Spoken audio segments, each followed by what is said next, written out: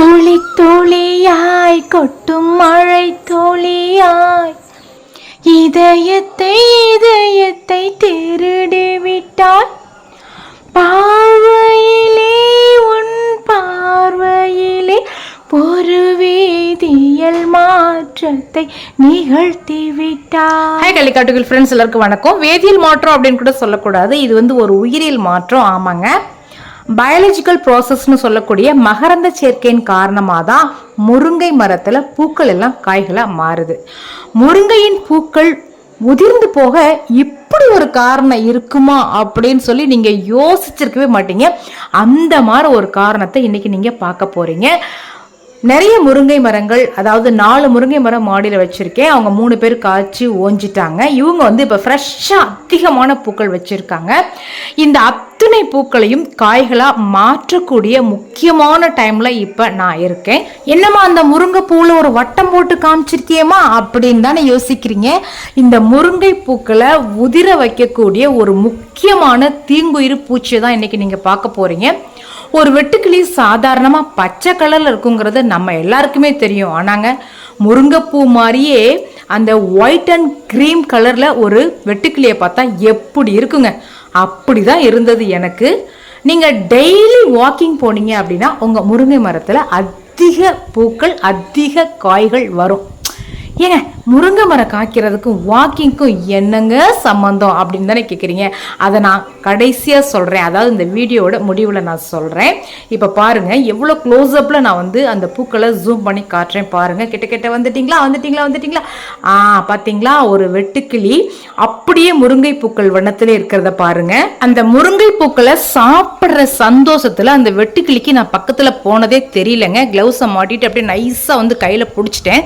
நம்ம சப்ஸ்கிரைபர் ஒருத்தவங்க சொல்லுவாங்க, இங்க பாருங்க இந்த கம்பளி பூச்சி வெட்டுக்கிளி எல்லாம் நீங்க அப்படியே காலில் மிதிச்சு கொண்டுருங்க, ஏன்னா அவங்க அவ்வளோ டென்ஷன் ஆவாங்க. ஸோ அதை மனசுல வச்சுட்டு நான் அந்த வெட்டுக்கிளியை பிடிச்சி அப்படியே கையிலே நசுக்கி காலி பண்ணிட்டேன்.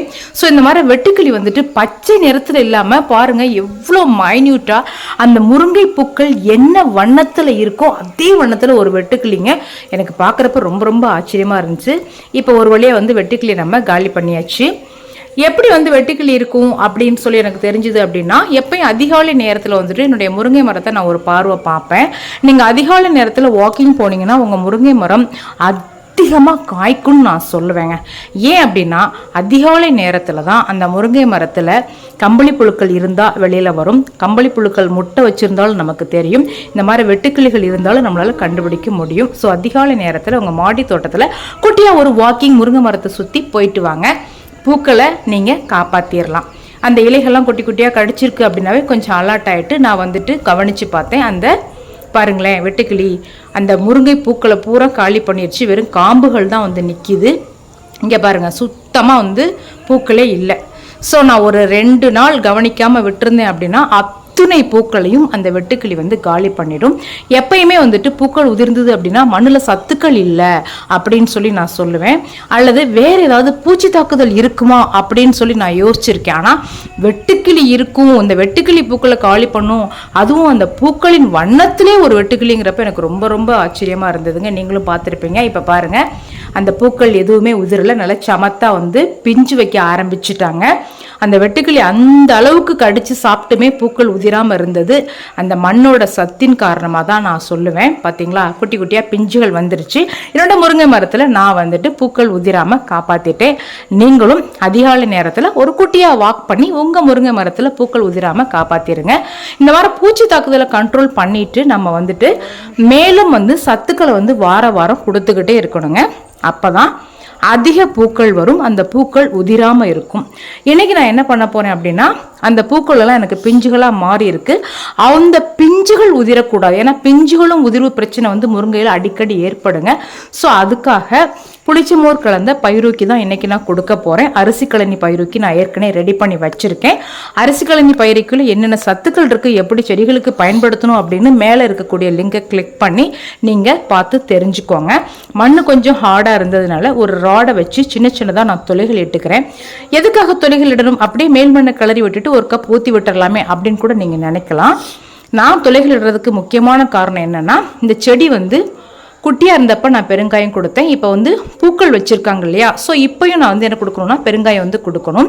இந்த பெருங்காயம் வந்து டெய்லி நம்ம தண்ணி ஊற்ற ஊற்ற ஊறி ஊறி அந்த வேருக்கு கிடைக்கும் பொழுது அந்த பூக்கள் வந்துட்டு உதிராமல், பிஞ்சுகள் உதிராமல் அப்படியே வந்து முருங்கையில் நமக்கு காய்கள் பிடிக்குங்க.